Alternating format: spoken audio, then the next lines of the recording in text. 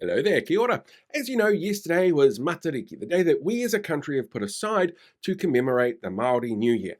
But realistically, it kind of happens in different times in different parts of the country. This is just kind of a centralized idea that makes it a bit easier for the entire country to celebrate something that's really unique to us as a nation and that is really important in terms of the calendar for Te Ao Māori. So, of course, there's going to be a whole bunch of really normal reactions from the kind of people who get upset at the use of Te Reo Māori on things like road signs. So, how did our politicians react to it? There are so many politicians, it's actually really hard to keep track. So, I'm going to focus on the political party leaders and the parties themselves. And it might surprise you who acknowledged it and who didn't in terms of both political individuals and their parties. So, let's start right at the top with Christopher Luxon's boss, King Charles III. He actually released a statement hoping that people enjoyed commemorating Matariki and that they basically took a moment to reflect on things. He released that in Te Reo Māori, which is always amazing to see the weird cognitive dissonance that happens in those people who get really angry when things aren't in English, particularly if it's coming from the very English head of state who's living in England. It's great. You just watch their brains try and justify it all. It's hilarious. But if Christopher Luxon himself was going to take a page out of the book from King Charles, it was to commemorate the day and notice that it was there, but not to use Te Reo Māori. His entire statement, which was very brief, did wish people a happy new year and a happy Matariki. And the comments in his, Facebook post, they were pretty much exactly what you'd expect. Really normal things from normal people who I hope had a fantastic day at work yesterday.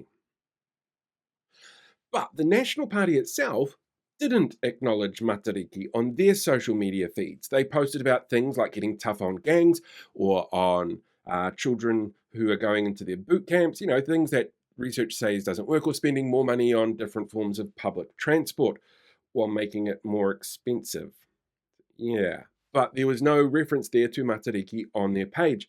Labour did have a reference to Matariki. They had a commemorative thing that they put out, but Chris Hipkins didn't.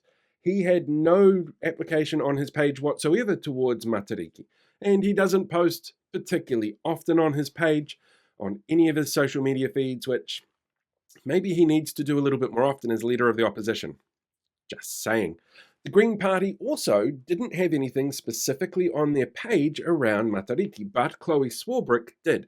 She had images from a Matariki event that she went to at daybreak. Marama Davidson didn't, but she also is not a big social media user, and she's going through other things at the moment, which, she's going to need to focus on. Now, Rawiri Waititi's also going through a couple of things at the moment. His father passed away not that long ago, and he's also not particularly active on social media, so there was nothing mentioned on his feeds, but Debbie Ngāwera-Packer did, as well as Te Pāti Māori. In fact, Te Pāti Māori had an amazing explainer around the meaning behind the stars that make up the Matariki constellation.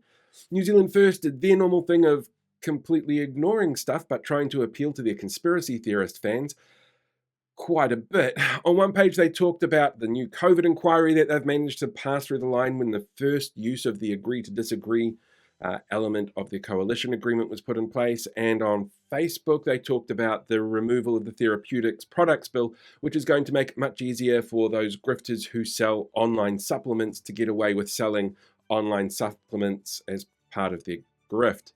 And of course, ACT did nothing at all because it's ACT. I mean, they're quite happy to go out there and celebrate Chinese New Year, but why would they dare celebrate something like an Indigenous holiday that's really specific to Aotearoa New Zealand that comes from Te Ao Māori? That just doesn't seem like something that they would do. I don't know why. It's almost like they've got some kind of prejudice against it. Who knows? Who knows? Look, either way, however you spent Matariki, whether or not you are a political party leader or a standard individual on the streets who spent the day at home trying to avoid doing pretty much anything like me, I hope that you found something out of the day, even if it was just a day to relax and unwind.